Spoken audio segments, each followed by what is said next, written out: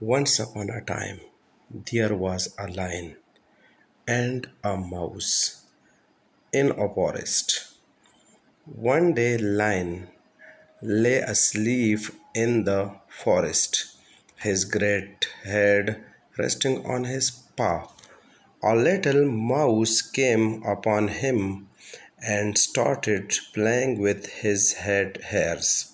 The lion was disturbed and arose from his sleep.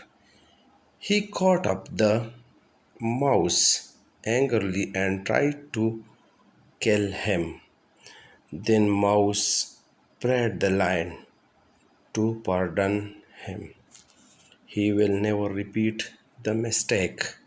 The lion released the mouse and told the mouse that he will never come here again for any mistake.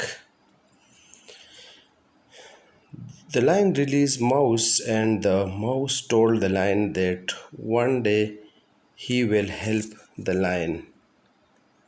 The lion laughed at him, but one day the hunter caught the lion in a net. He roared and tried to escape, but in vain. The mouse heard the lion's roaring and came there. He started cutting the net with his teeth.